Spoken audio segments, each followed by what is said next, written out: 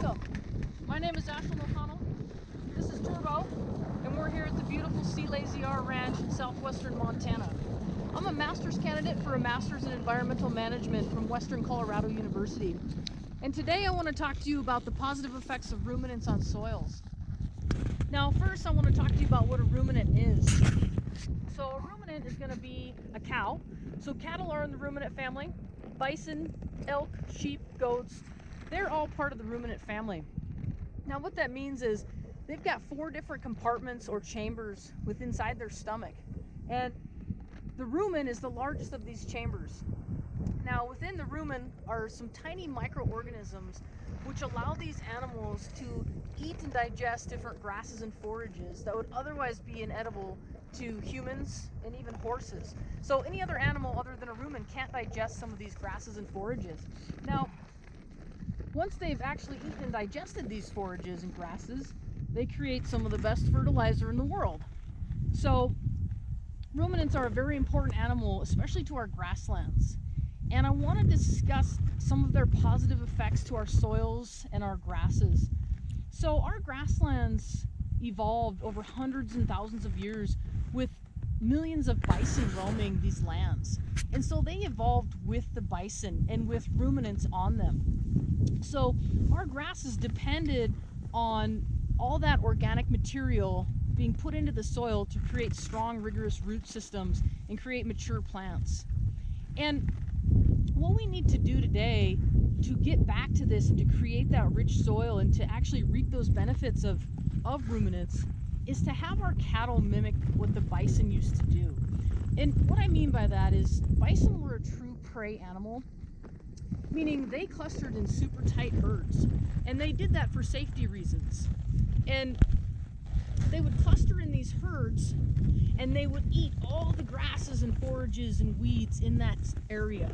And all the while, their saliva is getting in the soil, they're defecating, they're urinating, and their hooves are trampling that organic material within the ground, creating rich, strong, healthy grasses and soils that are creating strong roots. And it becomes a cycle. And so what would happen is these bison, once they were there, then they would move on and they'd move to the next area. So once they left that area where they've tightly clustered and eaten it out and put all that organic material within the ground in the soils, that area has a chance to rest. And by rest, I mean it has a chance to soak up that organic material and create those strong, healthy soils for our grasses. So what we need to do as land managers is, again, we need to mimic what the bison did.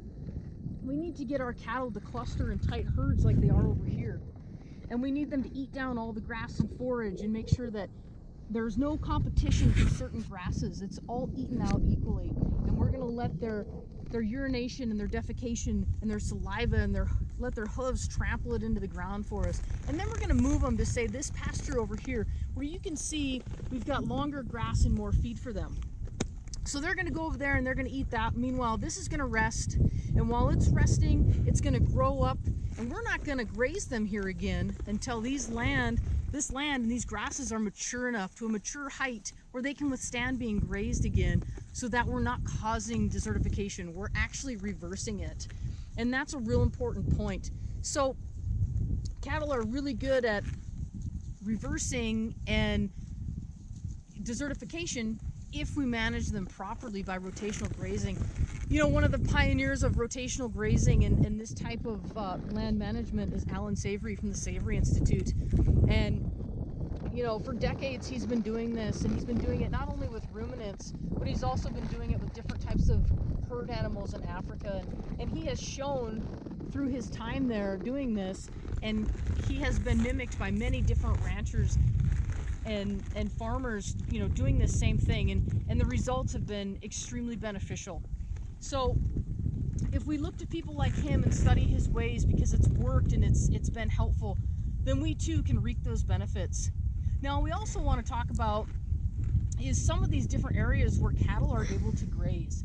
Now cattle can actually not only help prevent a lot of desertification, they can actually help a lot of erosion.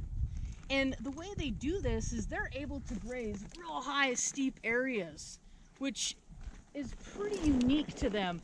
And so they're able to graze these areas that are currently home to different wildflowers and pollinators, bees, birds, and different kinds of grasses.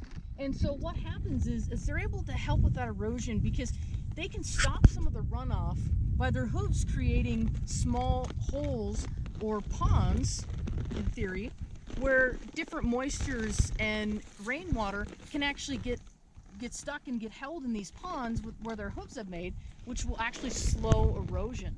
So again, if we manage our herds properly and we practice rotational grazing and we mimic the bison and we get our lands back to what they evolved with, then cows are actually doing some great things for our soils and our grasslands. And not only that, by out here doing what they're doing, they're actually keeping and sequestering the nitrogen and the carbon within the soil. So they're helping prevent a lot of greenhouse gases being released up into our atmosphere. So that's something we need to consider when we see ruminants out there grazing. They're doing amazing things for our environment. They're helping it, and they're also feeding us. So I'd love to sit here and chat with you more, but we actually got to move these guys to a new pasture and give them a little more feed. So I hope you enjoyed the view and hope you have a great day. Thank you.